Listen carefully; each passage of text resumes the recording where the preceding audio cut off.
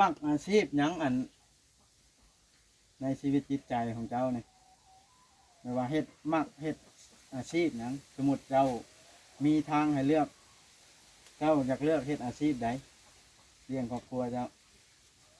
มีอย่างเดียวว่าใดแต่งรถแต่งรถเลยมันบ่มีเครื่องอะไรบ่มีเครื่องอิหยังอ๋อ มีแต่แนวเดียวคันสมมุติแต่งรถถ้ามีผู้ลงทุนให้นี่เฮ็ดได้เนาะได้พาจักรพาหยังได้หมดในเบิดได้หมดเครื่องอะไรเครื่องอะไรโอ้กระแจบ่มีหยังแจบล็อกแจหยังเต้าลมกระแจเลยแล้วก็เครื่องลงห้านนั่นแหละเนาะเป็นตีนรถใช่รถแต่เก่าเขาก็แปลงเขามันบ่มีเครื่องแล้วก็ย่าอ๋อแต่ปางเขาอยู่มาตั้งหารชอบแปลงให้บ้านนี่มีแต่ค่อยแล้วแปลงบางนี่คันสมมุติแปลงห้านมันก็ต้องได้เฮ็ดห้านเนาะเลยมันขาดหลายอันอยู่จ้ะกับบ่ยะดอกเห็นแม่นได้เครื่องอะไรสิมางตัวนี้ออกเลยตั้งอยู่นี้ก็สิหลายคนอยู่บ้านใหญ่นี่มาหุ่มแปลงนำเนาะมีแต่แวะมานี่หมดบ้านใหญ่บ้านใหญ่นี่บ่มีห้านชอบซั่นเนาะพอได้เลี้ยงจนเจือครอบครัวอยู่เด้อเนาะตะเก้ากับแปลงรถตะเก้าขายยังบ้านคูนทางดำนี่ค่อยได้ตังหารอยู่นี่คันนึงตะเก้าคันนึงละ1,500ตะเก้าไหน1,000นึง2,500เนาะเดี๋ยวคัน500คันสมมุติว่ามีผู้อยากลงทุนให้นี่แบบว่าข่อยพาเจ้าไปซื้อเครื่องอะไรแก้มาก็ได้เนาะเพราะว่าข่อยบ่เข้าใจได้สิเอาหยังแน่นะอันนี้ก็ถามกันเล่นๆเทื่อบางทีบุญเฮามีอย่างนอกอย่างในมีกะอุปกรณ์โรงงานเนาะแบบว่า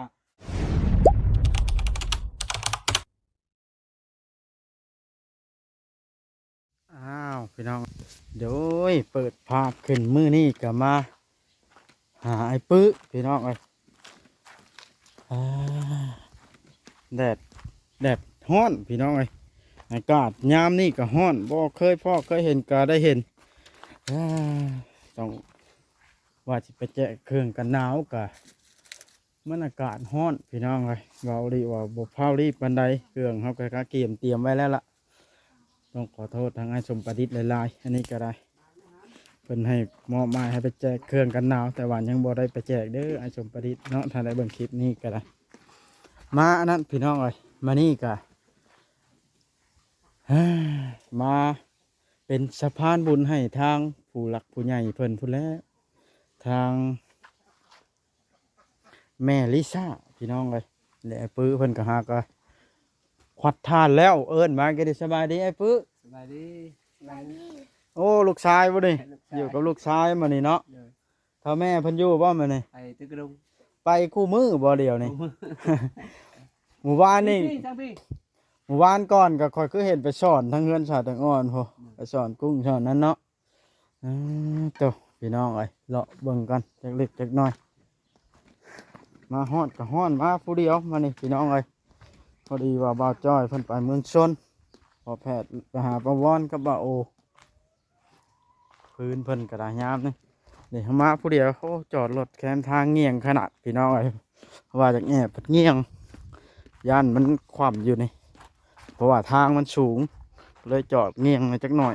ยามันพี่น้องไอ้บทเป็นยังเนาะเพราะว่ารีบย่านรถเขามาดาดนี่พี่น้องไอ้เขาก็ได้ซื้อเครื่องอยู่ของกินมาให้ไอ้ปื้อแล้วพี่น้องข้าวสาร50 กิโล2 กระสอบเลยพี่น้องไอ้สอบละ750,000ปลาตกดอกมักใหญ่แล้วก็ปลาแดก2น้ำปลาโคตรใหญ่1สะอิ๋ว1ปลากระป๋องอีกไข่มีพริกเกลือเป็นนัวน้ำมันพืชหลายอย่างอยู่พี่น้องเลยแดดหลายห้องไอ้ปื้มเอากันไอ้ปื้มมาอันคนเครื่องเนี่ยมาเมื่อกี้น้อยก็ได้มีภายในมาคนช่วยกันนี่คอยชิเป็นผู้ถือกล้อง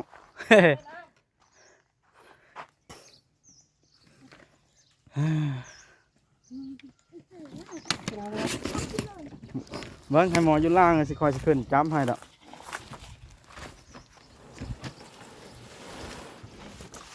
เมาเต่า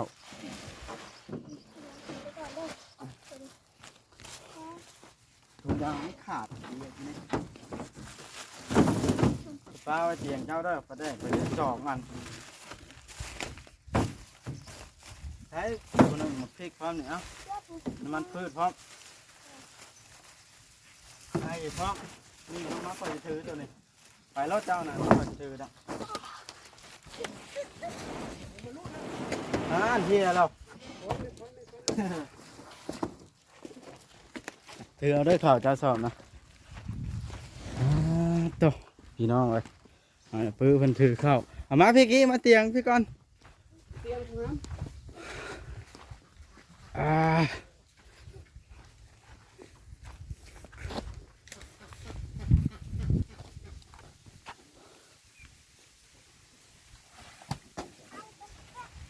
อุ้ยเฮียเราแตกแล้วมั้ย จันแตกอยู่เนาะ ำแต่อยู่เลยใช่ป่ะ แตกหน่อยนึงค่อยว่าเลือดมึงไปนี่กินหลายมื้อเติบกว่าเลยเนาะเอาขวดเบิ่งดูมีหยังแน่นี่เจ้าน่ะในถุงนะนี่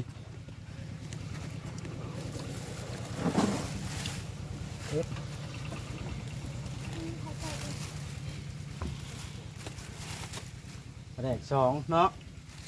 น้ำซีอิ๊วมาจ้ำกินกับไข่แมงนัว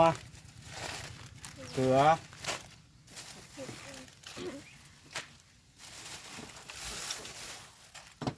กระป๋องไข่เนาะเชื่อนี่นะไข่เครื่องครัวเนี่ยวัด500,000ไว้นะ มันหักมาลุดมือแตกไปแล้วนะทีนี้โตเป็นได้คืออยู่มาในพักกันเฮ็ดหยังกับลูกนะ ทาน พัดทาน เลย โอ้ได้จักชอบ 31ได้31ชอบพวก เลย โอ้ตบแล้วขายชอบเท่าไรบาท ช เนี่ อย บชา สับชาวพันอืมโดยเป็นข่อยสิกลับแล้วยังว่าข่อยสิชื่อน้ำเลยพัดทานกับลูกวันเสาร์ลูกได้ไปโรงเรียนให้ลูกให้ซอยเนาะ มันจะควานว่านเนี่ยมีไฟช่วย เลยบุพาควัดเนาะ เลย กาดเพียงผัดฮ้อนก็ได้กระเทาะไอ้เพื่อยามนี่ก็ได้ ฮ้อนเลย ฮะ ฮ้อนเลยป่ะ หลวงพ่อสิทนเพันอยู่บ่มื้อนี้ อยู่ อยู่เนาะเข้าไปหาเพิ่นจักหน่อยก่อนเป็นอะไรบาทเลยว้าวบ่มีแนวกินตัวสิกินว่ากี้กับปลากระป๋องเลยฮะตัวเฮ็ดบ่ได้กินต้มบ่หรือไข่ละทื่นเลยข่อยทื่นเลยได้ข่อยบ่ได้ต้มได้ไข่ละทอกจะถ้วยกินแล้วได้มันชุกแล้วเนาะ มันสุกแล้ว เขาเฮ็ดอาหารสำเร็จล่ะเจ้าบ่แม่นปลาขังไว้เจ้าก็สิต้มเรียนปอได้แล้วพวกนี้ ชา ไปได้เพื่อดีใจว่าบ้านนี้ได้ข้าวแล้ว ดีใจเลยนะ ข้าวใหม่ซ้ำเนาะได้กินแล้วบ้านนี้ มาควัดท่านแล้วว่าจะไปน้ำน้องเคยบ้าน ไปใช้ ไปก่อเอ็ดเฮิร์นน้ำเขา ที่ใช้ อยู่บันเดอร์ อ๋อเพิ่นจ้างแบบไหน 200,000 มื้อหนึง200,000โอ้ค่าน้ำมันแน่นไปไกลเนาะเพิ่นเด้อไปผู้เดียวนะบ่ ไปพอดีแล้ว อ๋อเพิ่นอยากไม่ว่าเพิ่นอยากให้เฮามีงานนะเนาะเพิ่นละชวนบ่อ๋อมื้อใดเริ่มนะ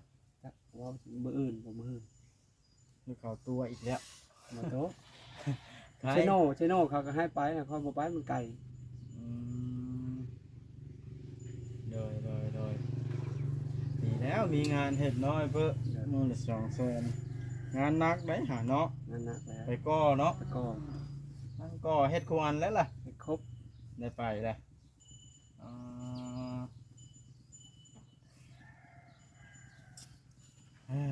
ก็คือมันนี่ข่อยก็ได้ซื้อเครื่องของมาให้ไอ้เพื่อเป็นจุดประสงค์ของทางผู้ใหญ่เพิ่นผู้ละมาเป็นสะพานบุญให้ เดิน เพิ่นชื่อว่าแม่ลิซ่า ดีใจเนาะ ดีใจนะ จักอยู่ประเทศใดลืมแล้วค่อยก็ได้บ่ได้ว่าพื้นประเทศแล้วอยู่แต่โดนแล้วเพิ่นว่าสิมาเที่ยวลาวอยู่สงกรานต์นะ เอ้าเพื่อบ่เป็นการเสียเวลาอย่างหาเพื่อนี่พนมมือเพิ่นละขอบใจเพิ่นขอบมกขอบคุณเพิ่นจากหัวใจจากความรู้สึกเลยเอ้าเป็นบ่เป็นก็ต้องได้เว้าแล้วมื้อนี้ เลยทุกอายุดีไม่แห้งเด้อแมลิซาที่มาช่วยเหลือผู้ค้าให้อยู่ดีไม่แห้งเด้อให้ร่ำให้รวยเด้อให้โชคให้มัน เว้าเป็น ตอนความเจ็บจะได้ความไข่จะมีเด้อเนาะ ให้ขับที่ของใครอย่าให้มีเด้อสาธุ รถตันทางเพิ่นย้ายรถพี่น้องเลยตันทางรถไทยกับเจ้าเอาพี่น้องบอกเลยมีอย่างหลายได้คลิปนี้ก็ได้ แล้วมึง จังใดก็ขอให้แม่ลิซ่าอยู่ดีมีแห้งเด้อให้ร่ำให้รวย เดินทางไปใส่ก็ขอให้เปิดปลอดภัยเนาะความเจ็บจะได้ความไข่อย่ามีจังใดก็ได้ขอให้แม่ยิ่งรวยขึ้นให้มาทำนี้ไหลขึ้นให้แม่100 เท่า1,000 เท่าได้ไหมเด้อสาธุเนาะในใดก็ขอขอบมกขอบใจแม่ลิซ่าเด้อที่ไว้วางใจมอบภารกิจให้บาวบอสเป็นสะพานบุญเนาะช่วยเหลือคนที่ทุกข์ยากอีหลีเช่นไอ้ปื้อนี้ก็คือเห็นแล้วล่ะพี่น้องไอ้สภาพเพิ่นก็ข้าวกินกับบ่มีนากับบ่มีเฮ็ดอยู่เลี้ยงแม่เมียกับบ่มีแม่ก็อายุ60 ปลายแล้วเนาะหาข้าวหาเช้ากินค่ำหาข้าววัดมากิน ทางแม่ลิซ่าเพิ่นก็เลยคิดอีตนสงสารคนขยันดูทำมาหากินพี่น้องเอ้ยนี่ละความขยันความดุมันนี่มันช่วยเหลือคนอีหลีพี่น้องเอ้ยเพิ่นเบิ่งเห็นเพิ่นก็อยากช่วยเพิ่นหักแพงคันเฮาบ่เฮ็ดหยังตื่นมาค่ำมาไปแต่ลิ้นบ่เฮ็ดหยังนี่เพิ่นก็บ่อยากช่วยเด้คนน่ะ เพิ่นบ่ช่วย เนาะอันนี้เราขยันพี่น้องเอ้ยมีอย่างเฮ็ดก็เฮ็ดงานบ่เกียจคร้านแบบว่า มีงานละไปเฮ็ดแล้วนะแบบว่าอีก2-3 มื้อนี่เราก็สิไปก่อเจ้าจ้างไปก่อว่าท่านมื้อละ200,000ก็ถือว่ามีงานเฮ็ดแล้วได้พี่น้องจักเล็กจักน้อยบ่ได้เงินมาใช้จ่ายจุนเจือครอบครัวแล้วเพราะว่าคือเห็นนี่แล้วเนาะ เลย ทุกข์ยากเฮ้ยตาก็พอได้กับข้าวมาไว้กินนะได้หลายโดนเติบได้นี่ปลาแดกก็โฟให้สิกินเบิดไว้แท้น้ำปลาน้ำมันพืชน้ำซีอิ๊วเกลือเป็นนัวมักพริกกระเทียมพอได้กินเลยไข่มีเนาะสำคัญก็คือข้าวหั้นแหล้วเนาะเพราะว่ามันเบิดพอดีเด้ทางเมลิซ่าเพิ่นก็ได้เบิ่งเห็นเพิ่นก็ซอยเรือเข้ามาพี่น้องเอ้ยแล้วยังบ่มีแค่นี้พี่น้องเอ้ยแม่ลิซ่าเพิ่นยังว่าให้ไปสมทบทุนสร้างประตูโขงอยู่วัดหลวงพ่อสีทน1 ล้านอันนั้นก็ได้เนาะก็ขอให้แม่ลิซ่าอยู่ดีมีแห้งสุขกายสบายใจจังใดก็ได้เนาะขอให้ร่ำให้รวยขอให้มีความสุขเนาะไอ้เพื่อเนาะคันสั้นบ่เป็นการเสียเวลาคอยสิได้เข้าไปหาหลวงพ่อสีทนก่อนเด้อทำเพิ่นอยู่บ่ อยู่ เนาะสิต่อเป็นคลิปเดียวกันนี่ละเพราะว่ามันฮ้อนแดดสิถ่ายยืนยาวก็ได้ไอ้เพื่อยมีแต่ว่าสู้ต่อไปแล้วบัดนี้ไอ้เพื่อยเพื่อถึกเลข6 โตพอได้เฮือนใหม่เนาะ เลย ที่ดินดอนนะมีแล้วดินบ้านดินเมืองอะเดี๋ยวถึกเลขถึกเบอร์6 โตอาจจะสิมีได้บุญเอาเนาะ เลย เฮ็ดว่าเฮือนถึกเลข6 โต เฮ็ดแล้ว ใครกว่าเนาะอยู่กระต๊อบตลอดนะเนาะ เลย เอาสู้ต่อไปไอ้เพื่อยเอาอย่าเผาคอยมีคำถามอยู่จักเล็กจักหน่อยไอ้เพื่อยอันนี้ก็ถามกันเล่นๆเนาะเจ้าอันมักอาชีพหยังอันในชีวิตจิตใจของเจ้าเนี่ยไม่ว่าเฮ็ดมักเฮ็ดอาชีพหยังสมมุติเจ้ามีทางให้เลือก เจ้าอยากเลือกเฮ็ดอาชีพใดเลี้ยงครอบครัวเจ้า มีอย่างเดียว ว่าใด แต่งรถ แต่งรถ เลยมันบ่มีเคิงอะไรบ่มีเคิงอิหยัง อ๋อ มีแต่แนวเดียว คันสมมุติแต่งรถถ้ามีผู้ลงทุนให้นี่เฮ็ดได้เนาะ ได้พาจักพาหยังได้หมด ในเบิด ได้หมด เครื่องอะไร เคิงอะไร อ๋อก ระแจบอกหยังมีหยังแจบอกเจอหยัง เต้าลม เอาลม กระแจ เลย แล้วก็เค เครื่องลงห้านนั่นแหละเนาะ เด้อ เป็นตีนรถใช้รถ แต่เก่าเขาก็แปลงเขามันบ่มีเครื่องแล้วก็ย่า อ๋อ แต่ปางเขายังมาตั้งหารชอบแปลงให้บ้านนี่มีแต่ค่อยแล้วแปลง อ่า บางนี่ คันสมมุติแปลงห้านมันก็ต้องได้เฮ็ดห้านเนาะ เด้อ มันขาดหลายอันอยู่จ้ะ ก็บ่ยะดอกเห็นแม่นได้เครื่องอะไรสิมางตัวนี้ออกเลยตั้งอยู่นี้ เออเดี๋ยวสิลายคนอยู่บ้านใหญ่นี่มาหุ่มแปลง ครั นำ บอ เนาะ อกมีแต่แวะมานี่หมดบ้านใหญ่ โอ้บ้านใหญ่นี่บ่มีห้านชอบซั่นเนาะพอได้เลี้ยงจนเจือครอบครัวอยู่เด้อหาเนาะ แต่เก้าก็แปลงรถแต่เก้าขายยังบ้านคูณทางดำนี่ค่อยได้ตั้งหารอยู่นี่คันหนึงแต่เก้าคันหนึงละ1,500แต่เก้าไหนก็1,000นึงก็2,500เนาะเดี๋ยวก็คัน500 คันสมมุติว่ามีผู้อยากลงทุนให้นี่แบบว่าขอยพาเจ้าไปซื้อเครื่องอะไรแก้มาก็ได้เนาะเพราะว่าขอยบ่เข้าใจได้ที่เอาหยังแน่นะ เด้อ อันนี้ก็ทำกันเล่นๆเถื่อบางที ยอดยาง บุญเรามี อย่างนอกอย่างในมีก็ อุปกรณ์ลงห้านเนาะ โดย แบบว่าเขาซื้อมาแล้วแบบว่าเขาได้ทุนต่อเขาก็เก็บไปซื้ออีก เก็บ แบ ไป บนี้ ซื้ออีก สั่งให้มันใหญ่ขึ้นอาจสิมีได้อบ่าดนี้ นี่ ผู้ชาวผู้ที่บ่อยากได้เฮาเห็นเฮาหังเฮามีขึ้นอาจสิ เดี๋ยว มันมามองเฮาก็สิไปเบิ่งหูใหม่พุ่นได้เนาะ เดี๋ยว อันนี้ก็ว่าไว้นะสมมุติว่ามีผู้อยากช่วยเหลือในด้านนี้ โอ้จะได้ตัวนี้เลยแห้ง กันได้ตัวนี้ชีวิตครอบครัวอาจจะดีขึ้นเนาะ ได้ เพราะว่ามันมีทุนเด้ มี มีตีน ทุน มีมือ โดย อ๋อลำพังไปรายวันแต่ละมื้อนี่เพราะว่า บางเทื่อกับ หาเงินซื้อไปนัว บาง ซื้อ เทื่อ กัน เขา ยา ก็ยุดบางเทื่อกับมันก็แล้วเทื่อคือ3-4 มื้อก่อช่างเทื่อมันแล้วแล้วก็บ่ได้ไปใช้แล้ว แม่นแล้วถ้าถาไปเป็นลูกน้องหมู่เนาะ เด้อ หมู่จ้างรายวันโอ้ยง่ายนะจบ ไปก็มันขับแปลงรถไปแปลงอยังพ้นราคามันแบบราคามันเปลี่ยนแหวนเปลี่ยนหยังราคามันร้านตัวนี้เอาไปแปลงเขาเอาแพงเขาบ่จะแปลง อืม เมื่อวานมันชื่อนี่ก็แปลงรถเขา เดี๋ยว เปลี่ยนท่ออันก้อนไผ่ชื่อเขาให้50คอยว่าเอา50 อ่า มันก็ให้50เอาว่าเห็นออกอยู่หานเวทหานนั้นแบบเขาเอาแพงเขาว่า แม่นแล้ว เอาไปเอา เฮา ตามราคา เฮาอาศัยเอาลูกค้านะค่ามึงเฮาคิดบ่แพงเนาะ อืม แม่นแหละ แบบนั้น เอา เขาก็ยังบอกอยู่ตั้งหานแม่ว่าตั้งหานแล้วมันบ่มีค่อยว่า ภาคพี่น้อง FC วัดสุคนเด้อพี่น้องเด้อผู้รักผู้ใหญ่ผู้ใจบุญทั้งหลายถ้าเกิดว่าคิดอยากช่วยเหลือไอ้เปื้อนี่ในด้านนี้เพราะให้เพิ่นมีตีนมีมือสำหรับคนขยันบ่ว่าผู้ไปสัมภาษณ์ผู้ท้ายนี่ก็ผู้นี้แหละน่าช่วยนี่ช่วยไปก็บ่สูญเปล่าเหล้ายาปลาปิ้งบ่กินพี่น้องอย่ามาบ่ใกล้บ่คือเว้าง่ายๆซะสามหนุ่ม นี่แหละบอกว่าน่ะสนับสนุนเต็มที่ถ้าเกิดว่าท่านใดอยากช่วยนะแล้วแต่ผู้ใจบุญเพิ่นพุ่นดอกเนาะช่วยปุ๊กกระต๊อบน้อยเดี๋ยวว่าให้เพิ่นตั้งห้านเวลาค่ำมาแล้วให้ได้ล็อกตันเครื่องนะห่อก่อดินบล็อกหอบไว้นะจะ